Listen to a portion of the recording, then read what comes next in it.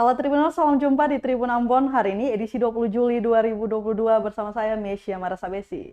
Tribuners, sejumlah berita terbaru dari Kota Ambon dan sekitarnya akan kami hadirkan untuk Anda. Kita mulai dengan berita pertama. 2 hari hilang nelayan asal desa Masik Jaya, Seram bagian barat ditemukan meninggal.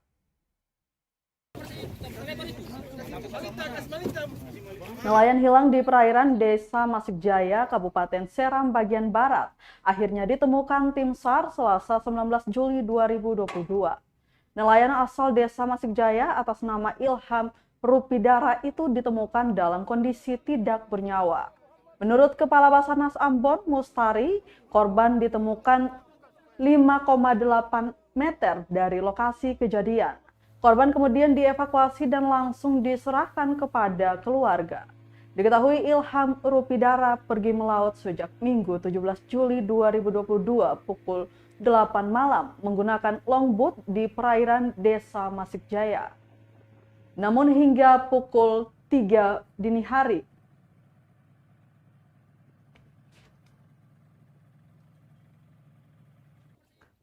namun hingga pukul 3 dini hari Senin 18 Juli 2022, korban tak kunjung kembali. Pada pukul 5 waktu Indonesia Timur, keluarga korban serta warga setempat langsung mencari korban. Diduga korban terjatuh dari longboat.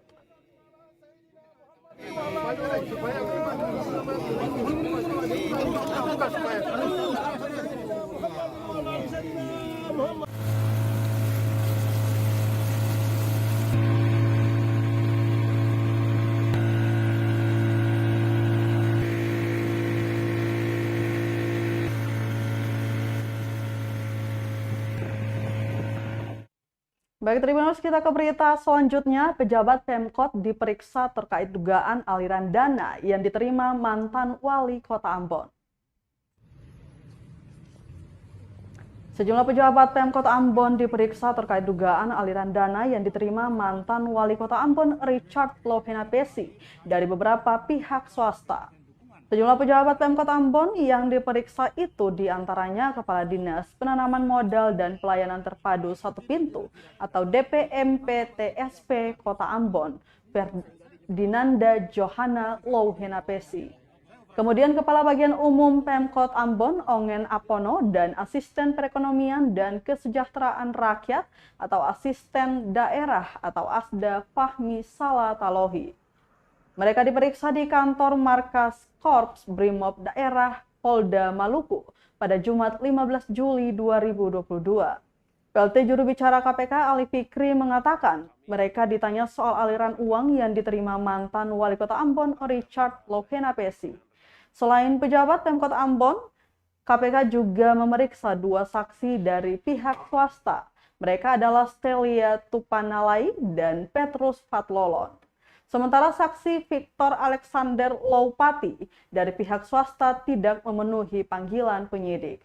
Sebelumnya KPK menelusuri dugaan aliran dana yang diterima Richard terkait kasus dugaan suap izin pembangunan toko retail di Kota Ambon.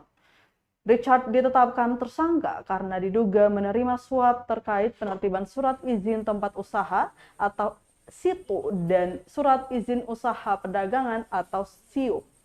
Ia mematok tarif minimal Rp25 juta dari setiap dokumen yang ditertibkan.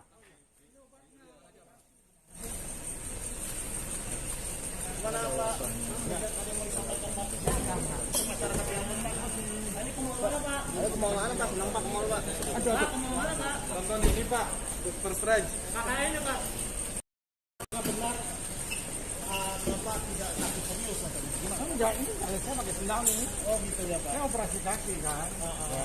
Ini gitu. Oh ya. Ini obatnya. Tribuners, kita ke berita lainnya. Sejumlah pemuda ini demo minta Jailani Tomagola dicopot dari anggota DPRD Maluku Tengah. Sejumlah pemuda menggelar aksi unjuk rasa meminta Jailani Tomagola dicopot dari anggota DPRD Maluku Tengah. Aksi minta Jailani Tomagola dicopot itu berlangsung di DPRD Maluku Rabu 20 Juli 2022. Permintaan Jailani Tomagola dicopot lantaran yang bersangkutan sempat membuat ricuh dalam rapat rolling alat kelengkapan Dewan atau AKD di ruang rapat Komisi 4 DPRD Maluku Tengah beberapa waktu lalu. Koordinator lapangan Santos Walalayo menilai Jailani Tomagola sangat tidak pantas menjabat sebagai seorang wakil rakyat dan juga ketua DPC Demokrat. Pasalnya Jailani terlalu temperamen dan suka mengeluarkan kata-kata tak pantas serta kerap mengintimidasi jika ada masalah dengan orang lain. Menurutnya peristiwa di gedung DPRD Maluku Tengah beberapa waktu lalu tentu sangat mencederai Partai Demokrat itu sendiri. Sebab Jailani yang merupakan politisi asal Demokrat telah sengaja mengajak dua anaknya untuk melakukan tindakan premanisme terhadap dua anggota DPRD Malteng.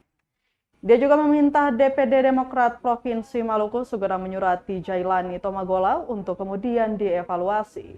Sebab jika tidak, maka dikhawatirkan tindakan ini akan berulang, yang juga kemudian akan mempengaruhi jumlah suara Demokrat.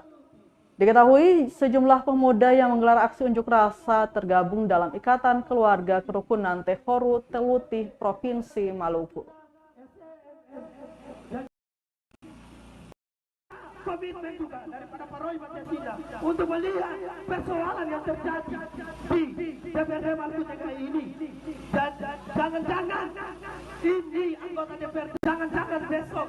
Kenapa kami hadir di sini? Karena yang tadi saya sampaikan bahwa yang pertama saudara Jailani Tomagola bersama kedua anaknya melakukan tindakan anarkis di ruangan Komisi DPRD Maluku Tengah. Yang kedua, saudara Jailani Tomagola mengeluarkan kata-kata kotor berupa matian kepada dua anggota DPRD, yaitu Ketua Komisi terpilih saudara Arman Mualo dan juga Haji Wakano Ramli, dan juga merupakan anggota DPRD asal negeri Laimu dari dapil Tehoru, Telutih dan Banda. Kenapa kami hadir di sini? Ya karena itu yang terkait dengan persoalan itu. Kalau persoalan mereka mau saling adu jotos di DPRD Maluku Tengah, apapun itu persoalan mereka, internal mereka di DPRD. Tapi jangan sampai mengeluarkan kata makian lalu mengajak orang dari luar atau masa dari luar untuk membawa kekacauan di DPRD Maluku Tengah. Bahwa kami akan datang lebih besar daripada ini. Di sini kami hanya perwakilan dari 21 negeri yang ada di Tehoru Telutih. Kami hanya setiap kantor satu orang. Terima pendemo, Roy Patiasina minta maaf atas sikap anggota DPRD Malteng Jailani Tomagola. Ketua Dewan Pimpinan Daerah atau DPD Partai Demokrat Provinsi Maluku, Roy Patiasina, minta maaf atas sikap anggota DPRD Maluku Tengah atau Malteng Jailani Tomagola. Pasalnya Jailani Tomagola yang juga menjabat Ketua DPC Demokrat Malteng itu membuat ricuh dalam rapat rolling alat kelengkapan Dewan atau AKD Rabu 13 Juli 2022 lalu.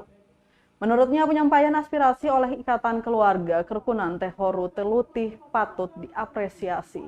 Sebab cara tersebut sangat bijak ketimbang harus melakukan tindakan anarkis balasan yang bakal membuat kondisi tidak kondusif. Diberitakan sejumlah pemuda menggelar aksi unjuk rasa meminta Jailani Tomagola dicopot dari anggota DPRD Maluku Tengah. Aksi minta Jailani Tomagola dicopot itu berlangsung di DPRD Maluku Rabu 20 Juli 2022. Permintaan Jailani Tomagola dicopot lantaran yang bersangkutan sempat membuat ricuh dalam rapat rolling alat kelengkapan Dewan atau AKD di ruang rapat Komisi 4 DPRD Maluku Tengah beberapa waktu lalu. Menyampaikan permohonan maaf yang sebesar-besarnya karena beta adalah pemimpin Partai Demokrat di Maluku. Beta harus jujur mengatakan beta minta maaf untuk masyarakat Telutih dan keseluruhan masyarakat di Maluku Tengah atas apa yang kemarin terjadi di DPRD Kabupaten Maluku Tengah. Dan terima kasih karena ketidakpuasan daripada saudara di Telutih itu bisa disampaikan buat ketua Partai Demokrat daripada nanti ada tindakan-tindakan anarkis yang membuat semakin tidak kondusif di daerah. Memang apa yang tadi disampaikan sebagai tuntutan itu adalah hak daripada saudara-saudara. tetapi juga ada mekanisme, ada aturan yang juga tidak bisa kita tambah. Kasus ini dia terjadi di DPRD Kabupaten Maluku Tengah dalam persoalan pemilihan Ketua Komisi 4. Maka di sana harus dulu diselesaikan di Badan Kehormatan di sana. Saudara Jailani Tomagola keluar dan kembali bersama sekitar 6 orang. Di dalamnya itu. Kita ke berita terakhir, Tribuners. Tak terawat, monumen patung Siwa Besi di Universitas Patimura mulai rusak. Marmer prasasti copot. Tak terawat, monumen patung Siwa Besi di Universitas Patimura mulai rusak. Berdasarkan pantauan pada Rabu 20 Juli 2022 siang, patung Siwa Besi yang tak jauh dari Fakultas Kedokteran Universitas Patimura itu tampak mulai berlumut pada setiap sudutnya. Prasasti utama patung Siwa Besi yang terbuat dari marmer pun sudah hilang dari tempatnya. Pada beberapa bagian, patung Siwa Besi tersebut tampak berlubang. Tak hanya itu, taman tempat didirikannya patung Siwa Besi juga tak terawat. Rerumputan liar mulai menumbuhi setiap bagian taman yang berbentuk lingkaran. Gerbang masuknya pun terlihat sudah rusak dan sering digunakan sebagai jalan pintas para mahasiswa untuk masuk ke dalam lingkungan kampus. Salah satu mahasiswa, Lucky berusia 24 tahun, mengatakan harusnya pihak harus merawat monumen atau patung yang sudah didirikan. Diketahui Gerit Agustinus Siwa Besi adalah seorang ilmuwan dan politikus Indonesia yang menjabat Menteri Badan Tenaga Atom Nasional pada 1964 dan Menteri Kesehatan Republik Indonesia pada tahun 1966 hingga 1978 pada masa pemerintahan Presiden Soekarno hingga Presiden Soeharto. Pada 1954, Siwa Besi membentuk Lembaga Tenaga Atom yang berada di bawah Sekretariat Negara dan Siwa Besi sebagai direkturnya. Selain itu, negara juga memandang perlu agar didirikan fakultas yang mempelajari ilmu dasar di bidang fisika, kimia, dan matematika untuk menghasilkan tenaga ahli. Lagi-lagi Siwa Besi ditunjuk pemerintah untuk mewujudkannya. Sebagai pendiri Fakultas Ilmu Pasti dan Ilmu Alam Universitas Indonesia, Siwa Besi ditunjuk sebagai dekan FIPIA UI pertama tahun 1963 hingga 1965.